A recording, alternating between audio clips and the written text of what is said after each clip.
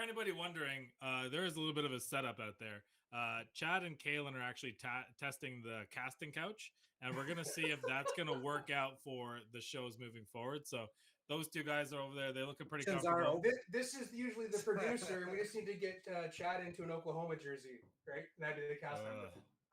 Yeah. Yuck. I don't think anybody wants to see that. Yeah. I don't think anybody wants to see that for sure. But right beside Chad's arm, right behind Kaylin's shoulder, you can see that big bangarang keg. And even though that couch might tell you different, bigger is definitely better when it comes to bangarang kegs. And I can tell you, Chad and I definitely enjoyed a 9 a.m. bangarang yesterday. And look, it got the day started, and the boys shot 3 under, which turns out to be, we got a 69, par 72. So it was a good day all around. We had pulled pork on the way out. So definitely. Who you guys teamed up with? Did you actually have members that were pulling weight, or were you guys having to do it all? We had a ringer. She was definitely better than the rest of us. Okay, all right. That being said, I think she golfed more last week than Shin and I golfed since we last played last August. Okay. And here's your ringer, right? Yeah. And look, anybody that's played with me knows that putting is not necessarily my strong suit. However, with Chad as my witness, I dropped a 25-foot putt yesterday. Like it was nothing. Like it was no one's business. We each had like that one shot. They were like, there's like that one shot around. You're like, this is why I play golf. Yeah. He dropped a 25-footer that I chipped in once. Yeah. From where? Just like, I don't know, like 20 years. Around the foot. Okay, Yeah. But I'll tell you this though, that ball was either going in the hole or she was gone. Yeah. Where are you guys playing again? We played at Caradoc Sands, the Stone Strathroy there. Yes, good greens fast. I know what you're saying. Yeah, it was a nice track. And look, I didn't read it, but I hit it and it went in. And that's all that matters. And I'm going to probably use that as our segue as I don't know how Texas did it, but somehow they convinced Arch Manning, the hottest quarterback prospect since Trevor Lawrence, to come to Texas. So first of all, Kaylin, how you feeling about the crowded quarterback room? I think it's great. My hot take that I had over the weekend was talking about how Arch doesn't have to start. There's no push. I know that is going to be the knee-jerk reaction when he gets there is to have him start. Let's remember who's waiting in the wings right now to play, right? Like this is the number one prospect who wanted to come to Texas. Quinn wanted to come there. Unfortunately, the transfer portal wouldn't allow him to do it before, and now he's taking advantage of it, and he's going to get the opportunity to start. And I think he gets 2 years. Like, why wouldn't he get 2? He's 19 years old, right? And then that way we still get an opportunity to get 4 years of Arch if he sticks around for his senior year. And SEC, like, why wouldn't he want to be able to grow his brand and everything and grow his abilities going into the SEC? So I'll admit, I was one of the first people that were like, man, I don't get it. This kid, he gets started as a true freshman. Mm-hmm. I was listening to ESPNU radio this morning, driving to work, and I was like, they started talking about how like Arch is going to wait in the wings and how it's been kind of like discussed. Like he started to know this. This is what Sark did at Alabama. He did it with Tua. And when Tua got called upon, he was ready. Yeah. When Bryce Young, same thing. Like they brought him in. He knew that he wasn't playing year one. Now the big question is going to be is, do they redshirt him, or does he just become the ultimate number 2, so he can get some actual game experience? He's not going to stick around for 5 years. Yeah, we know that. Everybody knows. So does it make more sense that when you're beating a slapdick team like Kansas, who you lost to last year? Just want to make sure everybody knows that. And you're winning by 60 points. Is it worth bringing him in to get some real-time experience? Well, I don't even know. Like, honestly, I know that you say he might not go 5 years, but like at the same time, like, what does he have to prove, right? He's had this glorious rep coming into college since he was a 10-year-old kid. They were talking about how he threw the ball, right? So does he take the 5th year? Like, he gets to year 4, and you're sitting there with a team like the Giants, man, if they're still bad by then, right? And they've had a decade of being. You're gonna do his uncle like that? Okay, that's right. I didn't even think of that. You're gonna do his uncle like that? Okay, so let's say it's Seattle. A decade of bad happens for Seattle, and they're there, and he decides, maybe a 5th year for me is actually a better opportunity than would be going over to go to Seattle, right? That does make sense. And again, it's the 5th year in the SEC. I mean, at that point, he'd be solidified, and the recruit class can still follow, right? So we'll have to see.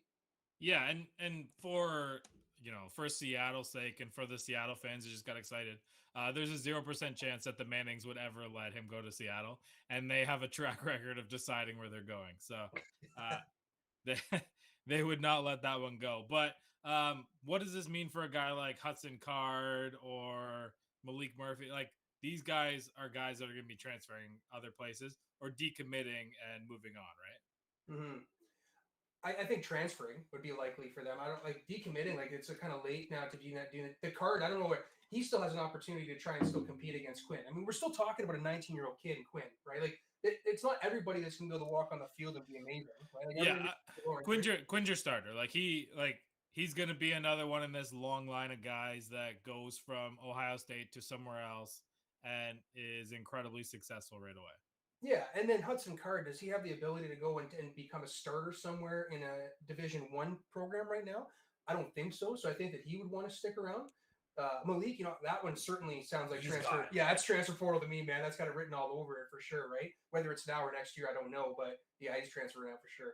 Right, and whether Arch is the freshman starter or not, I think that's probably already been predetermined by his recruiting and where he's going to end up. And I think that if Ewings can be as successful this year as we expect him to be, then a guy like Arch he's not going to mind sitting on the bench for an extra year. He might not mind a redshirt year, but I don't think that he plays there 5. Yeah. My question is, what happens if you guys do go out and you're 4-4 going into like the 9th week of the season? And Quinn's playing good, but not great. If you don't redshirt Arch, then what? Because that'd be your first year in the SEC. Yeah, 2025 is our first year. So you have 1 year in the Big 12? Yeah, we got 1 year of Arch hitting the Big 12. Yeah, so like I don't think that we got to get him there, right? Like, I'm not worried about Arch decommitting. I know there's a lot that can happen between now and then or anything like that. But I think that the team has got to show that they're not stopping. I mean, what is 10 minutes after he commits, what does Sarkisian do? He tweets out the all gas, no brakes, right? Like, at this point, they've got to go. I think that's him at the bar, right? Like that guy's just a booze hound. Yeah. So I think they do have to show they're willing to push the envelope and go all in and go a little bit further than they have. I mean, they've had a few disappointing seasons. Mentioned Kansas, 5-7 season. I mentioned in my hot take, I'm not going to hold Sarkisian to that in his first year, but he's got a lot of room to grow this year, and he should. Well, you can't really go down from there. Yeah, that's right. Yeah, the Big 12 down. If you lose at Kansas, you can't get worse than that. Jailbirds. And right now they're in such a bad conference that there's no reason that they're not dominating. And you look at use Mel Tucker as your example. He came in first year at Michigan State. It was during the pandemic, whatever. They played the shortened season. They were 2-7 or 2-6, something along those lines. And then just through the transfer portal and through bringing in his own guys, they were able to flip the switch and go right to 11-2. And I would assume and hope, based on everything that we know about college football, that the Texas Longhorns have a better recruiting class than Michigan State did. And they're playing easier competition. Yeah, that's the thing, is that every offseason, I hate being the offseason winner every year, but for like 4 straight years, Texas has just had, top 5 recruiting classes every single year. And 2023 is going to be no different now, right? So is it safe to say that the top class? Yeah, I mean, are they the Cleveland Browns of recruiting? They can bring him in, but they can't put him together? Well, I mean, defense is what it is. I mean, our defense has just got embarrassed for 5 years. Our offense has been there. They've been able to play and play well, but there's no defense. That's Big 12 football. That's what it is, yeah. Like, if I'm a top defensive player, why would I go to a conference that is known for not putting out defensive studs? Mm-hmm. Yeah, and like, if I'm going to go to the SEC and be a defensive player or go to the Big 12, reputation alone will probably get you from being like a 5th round pick to maybe a 4th round pick just by playing with SEC talent. Yeah. Right, exactly. And, you brought in your quarterback, you brought your guy in there, and you let Casey Thompson walk to Nebraska, which, I'm not sure why he chose Nebraska, but whatever. It doesn't really matter. A strange situation. So overall, 2023 season starts, you see Arch in the burnt orange. Yeah, I mean, again, I'm not worried about Manning decommitting. I think their word is pretty strong. The way how slow this process was, it was 2 years coming, 8 months really hard over the last 8 months was really, really hard recruitment, and he kept it to himself. He kept it private. You would make an announcement like that, it's kind of like the decision, the LeBron James decision at this point. If he goes back on it, I mean, except people like Arch Manning. Yeah, well, yeah. No one even knows him yet. They like him. No one likes LeBron. That's right. So, but I just don't think that he would go back on his word now at this point. So I'm not really worried about that. But I mean, crazier things have happened, right? I mean, the biggest competition we had here were the back-to-back national championship visitees, right, with Georgia and Alabama, and everybody thought Georgia was going to have it. I'm still scared of Georgia to come back in the back door. You know what I mean? So just got to make sure that they keep the foot down. And Sarkisian's got a lot to play. 35 points a game. They didn't have bad offense, and that's what they're going to need if they're going to come into the SEC, because defense is not going to be their key. When you allow 47, 35 is on enough. That's right. Well, yeah, I mean, Ewings is a dark horse Heisman, not because he is talented and he is highly recruited, but he's going to play against some of the worst defenses ever put on football fields. So that's all the Oklahoma quarterbacks. Yeah, exactly. The haircut's unreal, right? On Quinn Ewings, I love that haircut. Yeah, the guy's got lettuce. He's got his shit figured out, and now the last Ohio State transfer was Justin Fields. Fields. And before that, it was no. Justin Fields went into Ohio State. Yeah, I'm talking about out. Out was Joe Burrow. Yeah, I don't know if anybody ever heard of him. We got about 2 minutes here before we jump on with our guest. So maybe I'm going to hold off on the Browns quarterback situation until after, and we'll just get a couple of quick. How do we feel about the Avalanche winning the Cup, and what are your thoughts on what Nazem Kadri said? Well, on the Avs thing, I was just a year too early. I picked them to win the Cup last year. Right. I actually took them and the Lightning the year before to be in the Stanley Cup. Well, somebody made a lot of money because of that. See that 5-game parlay I sent to us? $25 for 25 for 33,000. Yeah, not a bad little bit investment. I don't know what the payout was on that, and he was like, you know what, I'm gonna ride this thing out. Yeah, especially after Colorado couldn't close it out at home, and then Tampa gets up early. The guy was probably sweating bullets, but overall it worked out. The best team in hockey pretty much all year was the Avalanche. There wasn't really much of a doubt behind that, and they're already the betting favorite for next year, if you guys haven't had a chance to look at that. Oh, I did.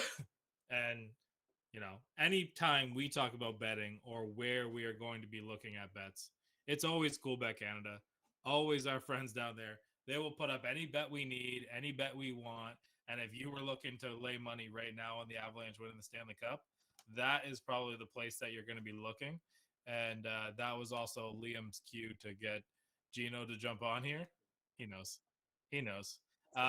So as we wait for him, make sure that you're checking out Coolbet Canada. But what was the Kadri comment?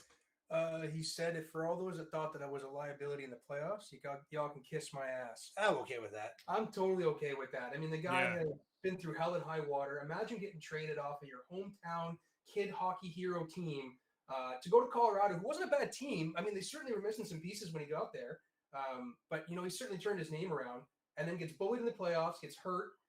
And I don't know if you guys read or not, but he said he couldn't even tie his own skates with his thumb with the injury. So to play through that and score a goal in the first game back, we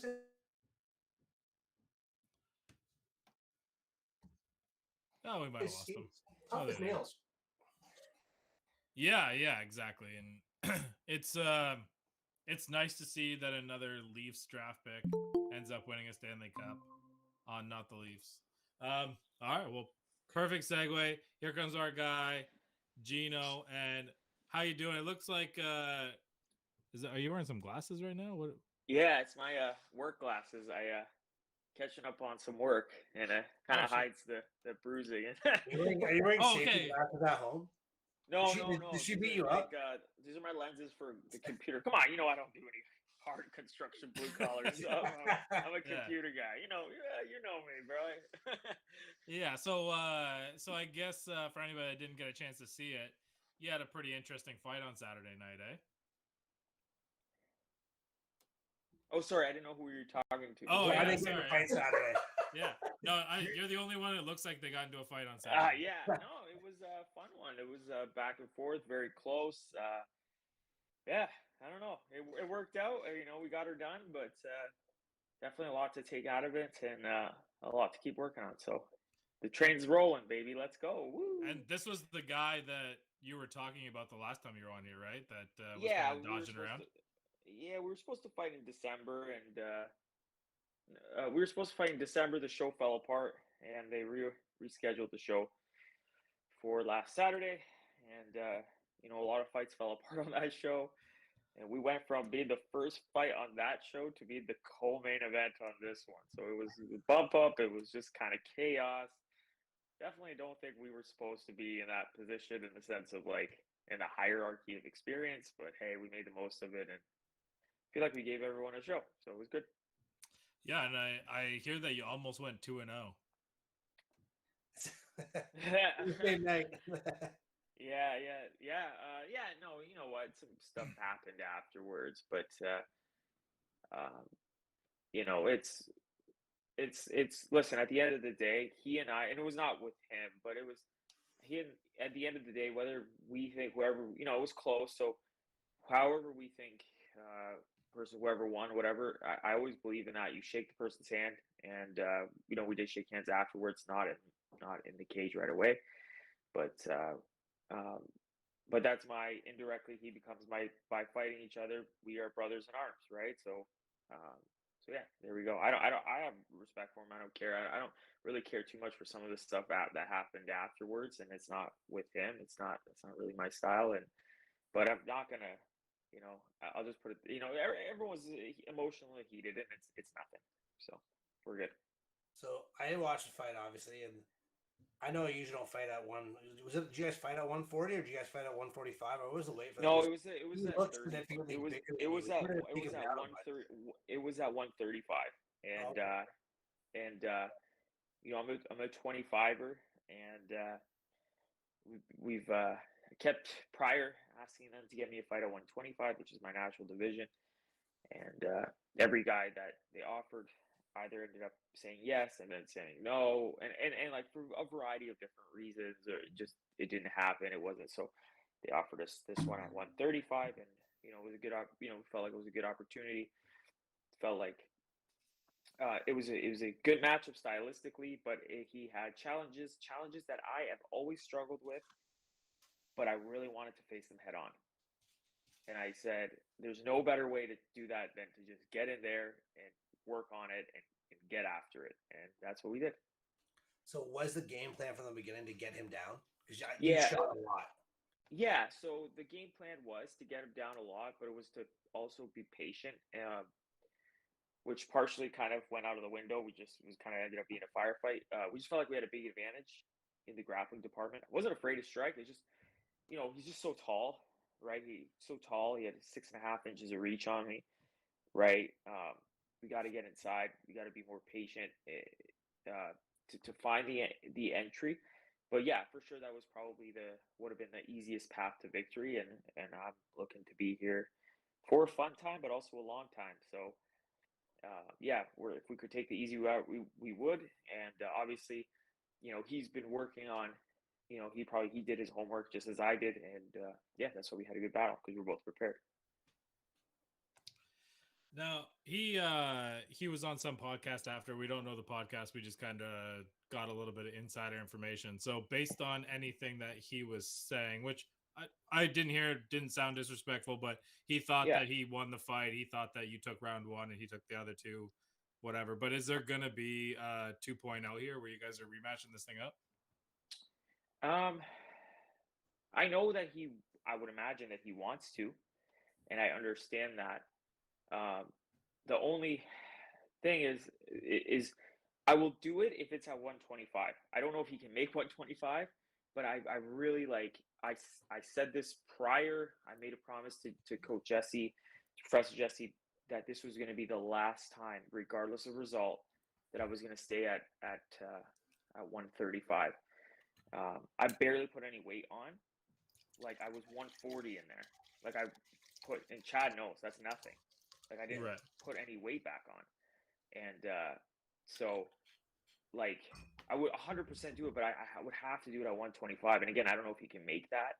I know you could say he might even say, oh, those are excuses and things like that. No, candidly, we had planned to go to 125. I've been trying to go to 125. Like I've been wanting to, it just hasn't. It's been tough to.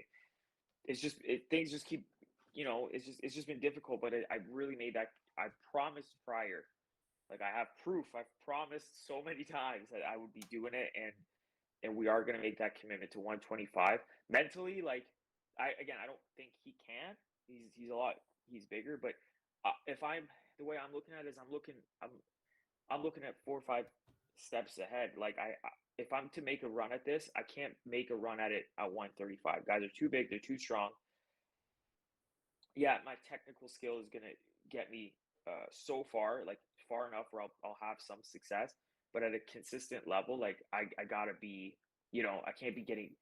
There's positions where like I feel like I would have success, but they're just so big. It's hard to move them, right? And I know how big some of the 35ers are. I've trained with some of the best 35ers in Ontario around here, and it's hard to moving them around, man. And I really felt, and again, I felt that on Saturday.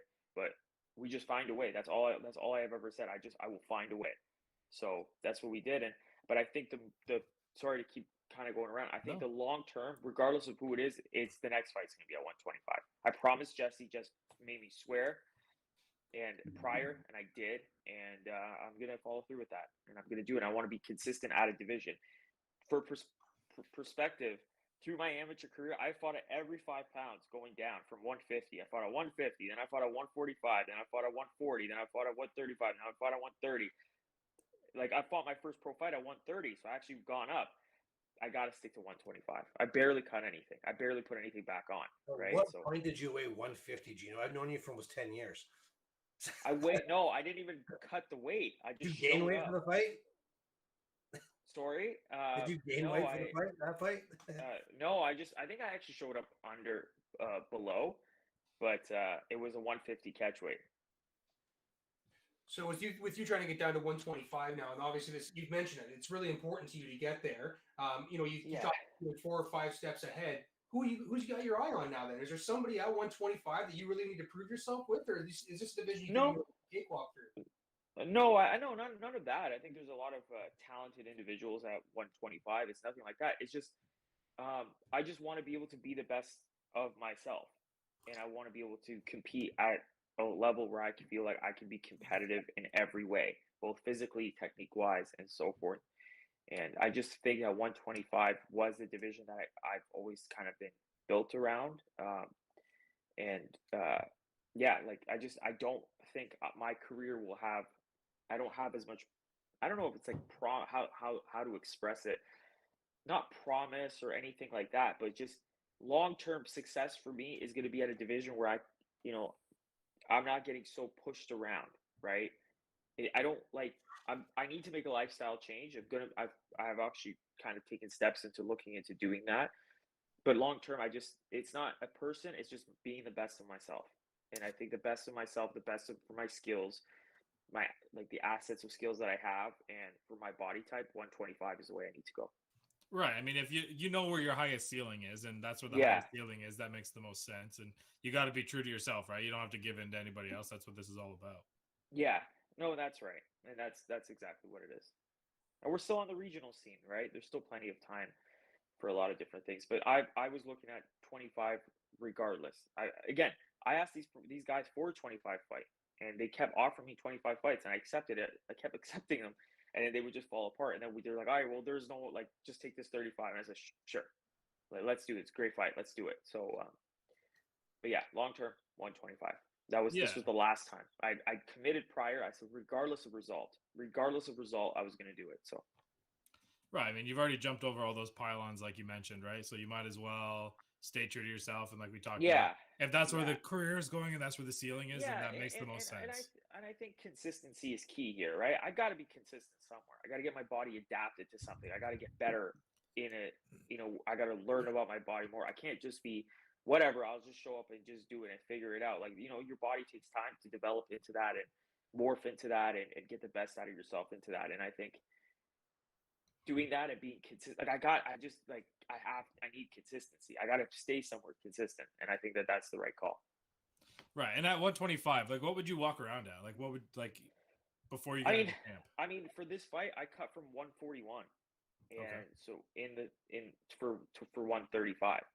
So that's like one big dump in the morning, and you're like the cut was easy, and like I only put on what I cut, so I was 140 in there, so I was kind of small, and it's not an excuse. Listen, we both made the weight. That's it, right? I agree. I signed a contract to fight. I don't have a problem with that. I just think like long term, that's like, I was like, gosh, we got on the fence in the first round after the takedown. He got up. I was like, we were against the fence. I was like, gosh, this is a big boy. You know what I mean? The weight didn't bother me so much. I was like, okay, it's fine. But against the fence, that's when I was like, oh, this is kind of tough moving around a little bit, right? So.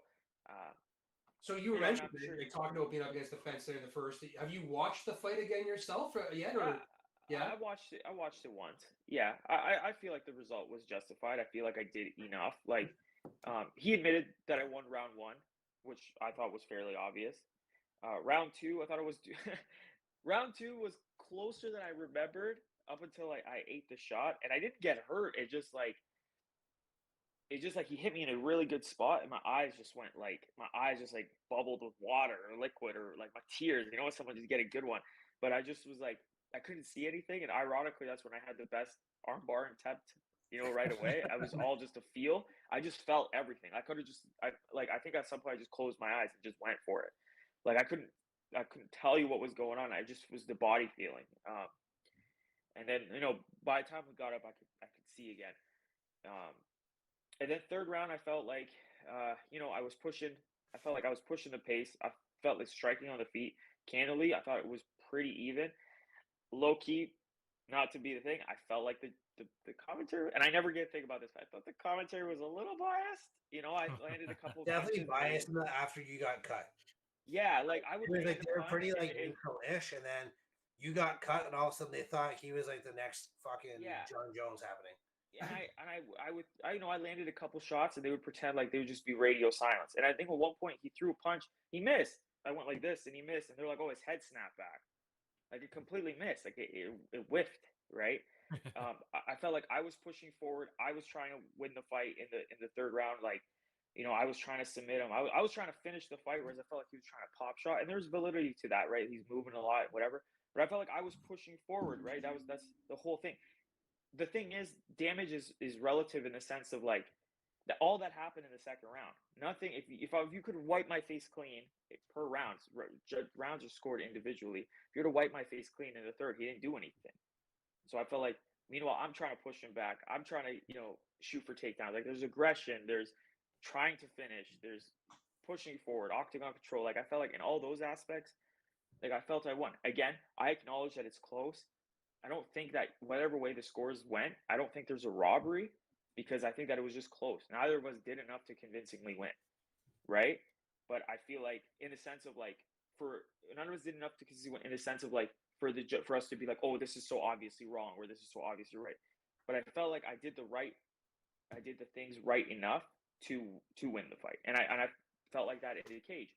Coach Jesse and Josh told me it's close, man. Like I was like, I think I got it. I think we got it. They're like, it's close, and they were candid with me, and I agreed with that. But I felt like it, and I candidly, I still feel like I won the fight.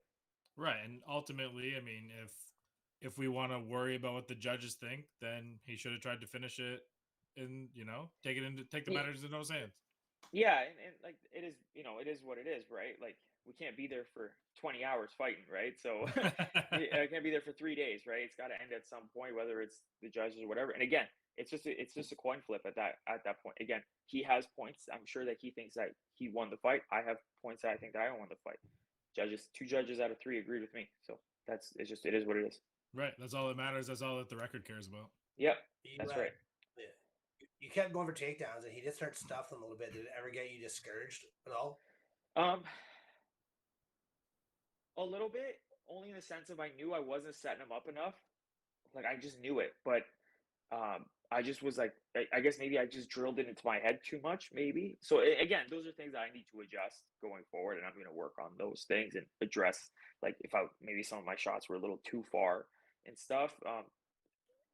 Like you stuffing him a little bit, right? I also felt like the cage was kind of small. I couldn't quite push it. He's strong. He's kind of pushed it back. Yeah, maybe I think in general I went to the well a few too many times, honestly, with that and like the overhand left. So those are things that I need to work on just being a little bit more mentally set and adjusting on the fly.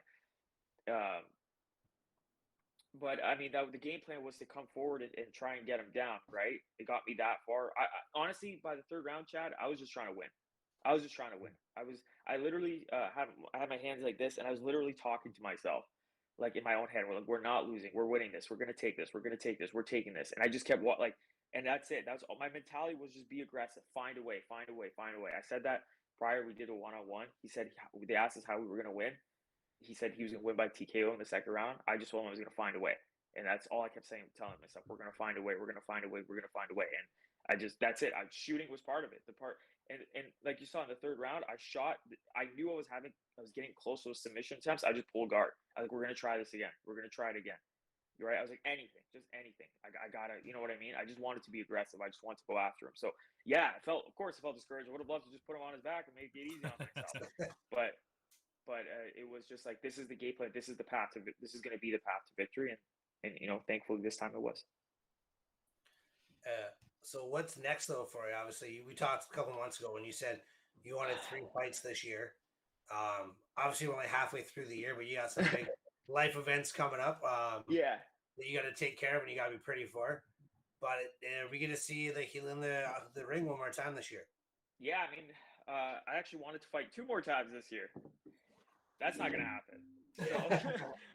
So one more, yeah. I think for sure it'll be one more around late fall, and then that's it for the year. I got quite a bit of a recovery time, but I'm already, as you can see in my face, it's actually healed up pretty quick. I thought the doctor was like, I think your nose is broken. And by his word, I was like, okay, my nose is broken. Deep down, I didn't think it was broken because I knew the one thing he doesn't know is my nose has already been like this before. And it was already a little bit crooked. And so it's kind of going back into place. Sorry? Said he was doing you a favor, might have got it back into place a little bit for you? Yeah, so no, I think my nose is like, there was always a little bit less structure on this side than the other one, I think from a previous fight and from sparring. Only time will tell when the swelling goes down. But I think I'm fine, man. I still have to serve my suspension, which is fine. I take those very seriously. It's for our health, but I'm gonna take the time. I'm already planning my training for this week. I'm gonna get back into it this week, and obviously nothing with contact, but whether it be just work on getting better and just getting prepared for the next one. So by the time I get in there, I'm a whole different person. Yeah, man, I love having you on here because for a guy that just whips somebody's ass, you are the most humble person I could ever think of imagining. I appreciate that. Yeah, like no big head about you at all. You're just like, yeah, all business. This is what it is. Yeah, my nose is broken. I'm gonna start training tomorrow. Yeah. Meanwhile, I played golf yesterday, and I'm like, fuck, I'm not going to the gym for 2 weeks. Knock on wood. I think we're good on the broken nose part, thankfully. But yeah, man, this was a life, like, it's so funny because I always think about this, and it's so true. The first guy I fought pro, he said after in the ring, he said, this isn't a hobby, this is a lifestyle. And I really remember him saying that, and I was like, I kind of feel the same way, and that really kind of motivated me, frustrated me, motivated me, because he beat me. And I feel the same way. I'm in there every day. This is the only thing I know to do, right? My only thing has ever been, what do I do this day? I go in and I work. What do I do the next day? I get in and I work. I'm not thrilled. Obviously, I would love to have gone in and finished it in a minute. That didn't happen. That means I'm not perfect. That means I still have a long ways to go. And that means I got to keep learning. I got to get better. There's a lot I can work on. I think to fix, not just, I hate when people just say just to fix these holes, or just is to master those. And we're going to get right back into it and not waste any time, and we're going to get it done. Well, that's awesome. Anyway, we appreciate you bringing us along for the journey. And as you continue to go on, we're going to keep bringing it on here so you can keep us filled in on how things are going. Will do. Thanks, guys. Hey, I appreciate the time. Yeah, we appreciate you making the time today. Obviously, you're catching up on work, so we'll let you get back to that. And, we'll catch up again soon. All right. Take care, guys. Thanks, man. See ya. Could you All right. punch in the face and walk into work the next day? I mean, Isn't that what you did for like a decade back in the bar scene? Well, I know. I got punched in the face and finished my shift. There's a big difference. Yeah, but honestly, like, great guy. Eh? Like, there's like no like contentment at all for him. Just whatever. Just very humble and very chill. So, tough act to follow. But It's frustrating people to cheer about for the other guy, right? He puts in this effort after the podcast to say that he's won and everything, and then he has this guy who's super humble, is like really quiet about it. Those are the people you just I just want to get under your skin and I can't, right? That's the thing, right? They say the loudest person in the room is the weakest person, right? So that's right. Clearly he's doing something right. Now, we didn't get a chance to talk about the Browns quarterback situation, so we're going to circle into it now. Because I don't know if you guys realize this, but the Browns gave up 3 first-round picks and $250 million, and their starting quarterback is going to be Jacoby Brissett. So Yeah. I'm going to let that sink in for a second and tell me that's not the most Cleveland Brown move of all time. Yeah, and I mean, you still have the opportunity for Baker to still be there. I mean, the rumor floated out on Sunday about him potentially landing in Seattle, and there was, hours away from the announcement happening, and still nothing's been there. And then today, I can't remember, I think it was Clay Cabot, is that her name? Cabot Clay, or whatever, the Browns beat reporter, or Mary Kay Cabot or whatever. She said that it's probably most likely for him to get a new lease on life is to stick around in Cleveland and play out the year. Yeah, this is also the same lady that said she was going to get cut and go to Pittsburgh. So, like, I mean, she can guess. She has 32 guesses on where he's going to play quarterback next year. Like, cool, good for you, man. Like, let's get a take and like stick with it there. But it's just a Browns thing to do because they've been trying to find a quarterback for 20 plus years. Like since Bernie fucking Kosar, like that was their last quarterback. Hey. What was Brandon Whedon had a good year? Or Derek Anderson had a good year, right? Yeah. Braylon Edwards was boss for a year too, right? But you've been searching, and I'm not saying that Baker's the next great quarterback by any means. Yeah. Like he's a good NFL quarterback, we'll say. And you get to the playoffs. You competed in games. You almost won your division. You've never done those things. And you're like, well, time to move on. Yeah. Like that's what, and then you give everything up, and now you are begging this guy to play for you, and he might not. Like Josh Dobbs could play quarterback for the Cleveland Browns this year. Like that's what makes this such the Cleveland thing. Yeah, that's concerning. That's a guy that didn't even get a hat in Pittsburgh, but I don't know. No, before you go on to this wasn't on the rundown, but it was something I watched right before actually you showed up tonight. Did you guys see the little? You mentioned Jacoby Brissett, so I wanted to bring it up too. Did you see the little Julian Edelman interview? We're talking about Martellus Bennett and the beef that happened in the New England Patriots organization and how the stuff doesn't get out. So he was on a podcast, and it was Martellus Bennett going on and on about a game when. Do you remember when Jimmy Garoppolo had an injured shoulder, and then like the day of the game announced that he wasn't going to play, and then Brissett went out there and played and ended up winning the game, kind of thing. Well, it was Martellus Bennett talking about. He called him a bitch. Like you can't win games when you got a bitch quarterback like Jimmy Garoppolo, who showed up to practice all week, practiced Thursday, did the walkthrough on Friday, and then Sunday, the day of the game. He's like, I understand your agent is telling you to protect your body and everything, but like you don't show up on Sunday and do this when the whole week we thought you were playing, right? I thought that was really interesting. Jacoby Brissett ended up coming in and winning the game and saving the day anyway. But we talked about Jimmy, where he may land. And this is a former Patriot where, finally the news starts to leak out years later. They had some beef in the organization regarding Jimmy on his way out and how he was treating the organization and his teammates, right? So kind of neat. No, yeah, it's definitely interesting. And I mean, that just goes to like the way that the coaches are and the way that the players know that they can't let that out or they'll just get cut, right? There is no messing around there. And, there's not a lot of organization in any sport that could keep something like that inside.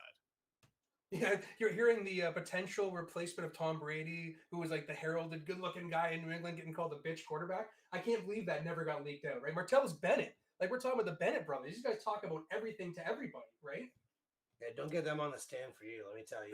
Yeah. They're pointing the finger, and they're like, sure, everybody knows who did it. That's right. Right. Yeah. They ain't wearing those free Pouncey or free Hernandez shirts with the Pouncey brothers. That's right. Jeez, I thought we could get through an episode without saying Hernandez, but I guess that's too much to ask. Right? We had to talk about it. Yeah, I mean, the Browns quarterback situation is going to come a little bit more into shape tomorrow when they decide on this suspension, which apparently, from what I read or understand, it's a minimum of 1 year suspension, but potentially longer, which is wild. So maybe this guy's going to get a 2-year ban and like never play in the league again. But I'll tell you one thing. He's going to make more money not playing for Cleveland than any other quarterback. And it's kind of like, I guess this is the time to call it out, Chad. In 4 days, it's Bobby Bo Day. We're not going to have a show. Yeah, and for anybody not familiar with Bobby Bo Day, I mean, it does happen to fall on Canada Day, but that's a relevant fact. Bobby Bonilla gets a $1.5 million from the New York Mets every July 1st. Until, is it 2036, Chad? 35. Okay, 2035. Yeah, I overshot that. But just try and quantify that in your mind and think about how much longer this guy is still paid. Like, he's one of the highest paid guys on the Mets bullpen. You know what I mean? Like, the Mets have a couple high paid players right now and a bunch of guys on rookie contracts. Bobby Bonilla's making more money than Pete Alonso, I bet. It's absurd. $1.5 million. He's what is the minimum contract? Like, you got players that are making like $800,000 there. Yeah. Oh, he's yeah. He's probably like right middle of the road, or they're paid. When was this contract even shown? 2008. So like we're talking about, like, it was just a good amount of time ago. It's just crazy to think that the buyout is still that heavy. You know. It's not even a buyout. This is the way it was structured. Like when they signed the deal, this is what he said he wanted. It might have been 2010. It might have been a 25 year. How old is he now? He's old. Yeah. Jesus.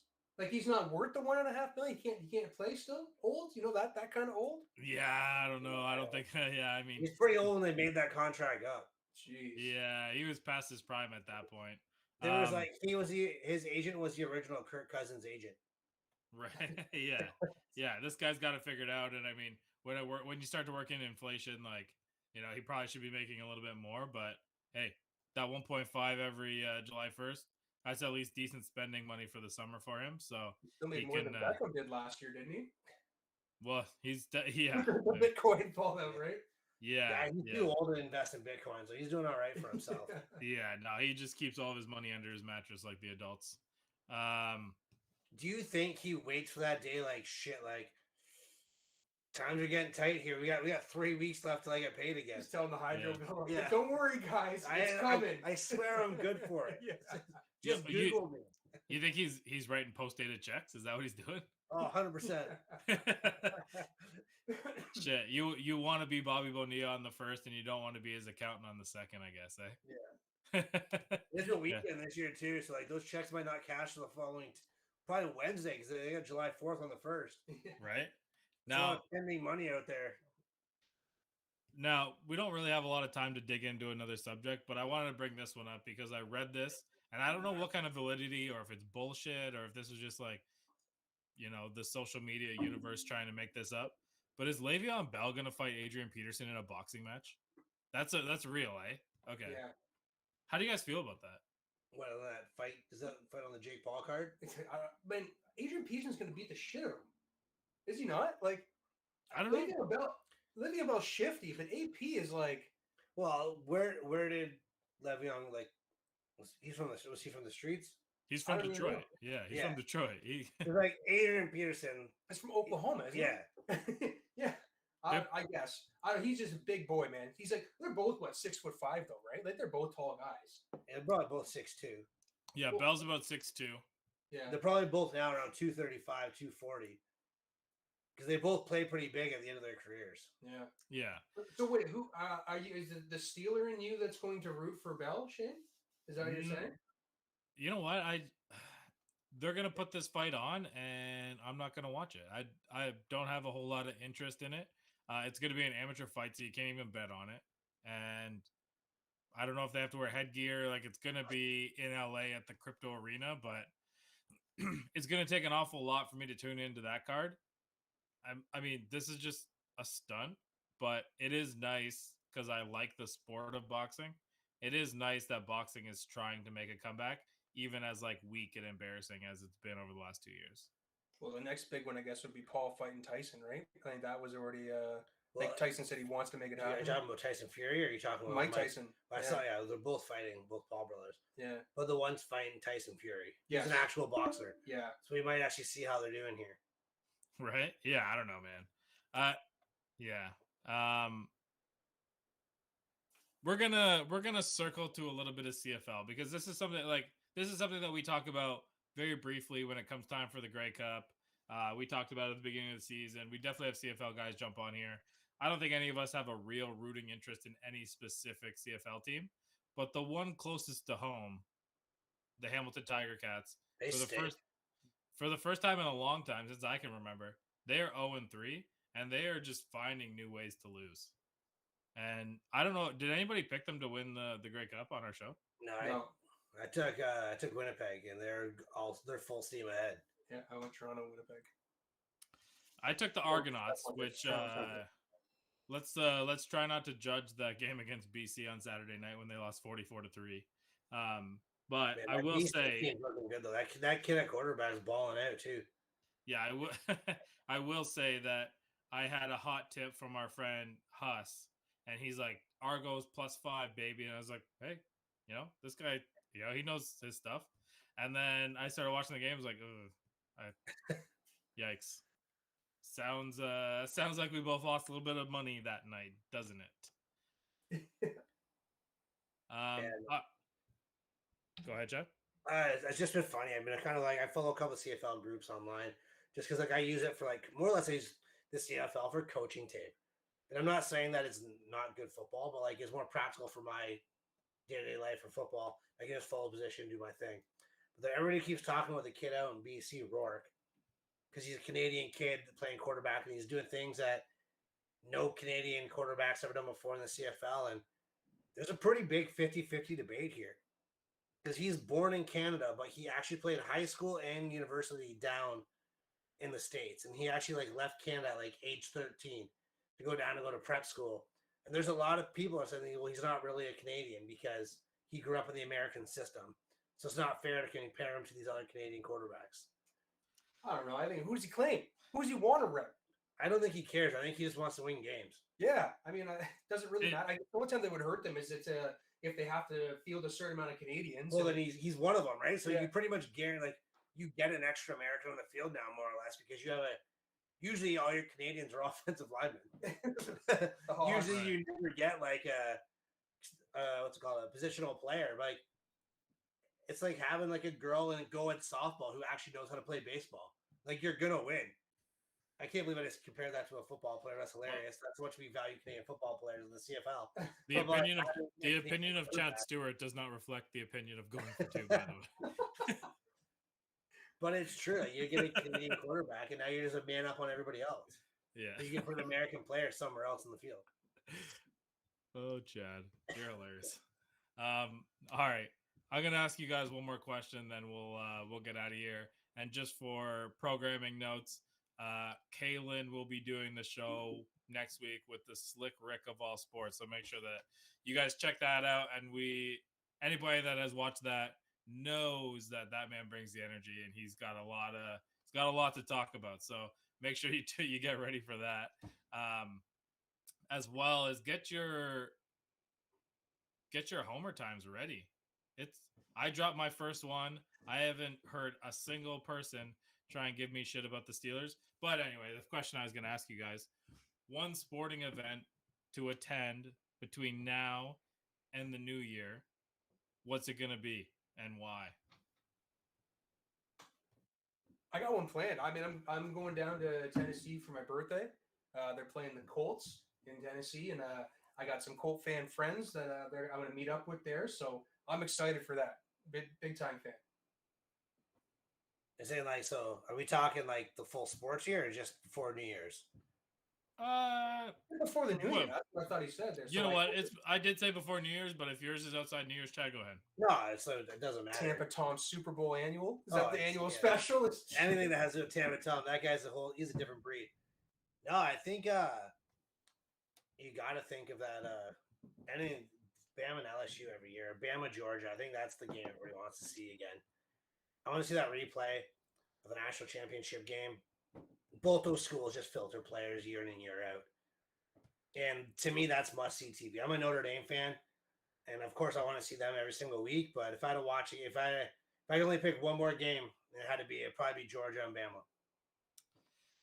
All right. Well, I'm glad that you steered away from what you were doing because much like Kalen, I also have something planned, and I am going to be going down to the Raymond James Stadium to watch the last time that Tom Brady plays against Patrick Mahomes on Week 4 Sunday Night Football. Very, very hot ticket, and as a Buccaneers season ticket holder, I have complete access to everything, including the tailgating, and I'm pretty jacked up about that. I think it's gonna be wild. I think it's gonna be a wild scene. Wait, season ticket holder? How does that work? Just a ticket you bought it from a season ticket holder, so you get the access to it? Is that how that works? Yeah. That's No. awesome. Big Fudge and I have season tickets to the Bucks. You actually have season tickets? Yeah, we're legit Really? season ticket holders. That's amazing. I tried to look into it with Tennessee. They won't let you do it if you're 4 hours outside of the area code, unfortunately. I know. Go around. We'll talk off air. We're gonna talk off air. Okay. But yeah, that's gonna be a lot of fun. That's probably the only Tampa Bay game I'll make it to this year. But That's really cool. yeah, it's been a nice little investment. Yeah. So, Texas plays Alabama week 2, eh? Yeah, I feel bad for you. Oh, my God. I know. I looked at tickets; they're super expensive. Were they? Yeah. Yeah. I thought that they would be in some kind of neutral site, and they're not. They're actually playing at Texas. I'm wondering. I'm interested to wonder if that will happen. Like Texas, not because of their powerhouse as far as like ability on the field, but just like money wise, that would draw a massive rivalry type of Alabama Texas neutral site, right? You Just could like easily River. put them in a game in the middle of anywhere. If Texas and that thing's Oklahoma so- will bring 110,000, there's no way that Alabama would be 150. 100%. I just assumed they'd be playing at the Jerry Dome. The Jerry Dome. Yeah. Okay, yeah. Yeah, that makes sense. They could fit about 120 in there if they need to. Jerry will probably cut the roof off and put a couple extra seats in if he needed to. That guy's he's got the money to do it. He's got no soul. Yeah. One thought to leave you with, because we only got 2 minutes left and then we're gonna get cut off hard here. The Oakland Athletics are getting ready to relocate their team to Las Vegas.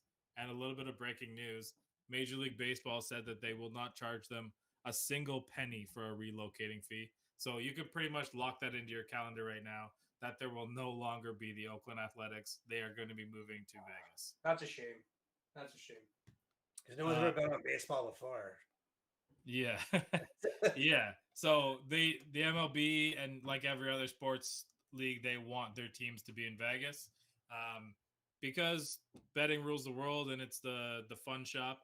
And the football team is good, the hockey team is good.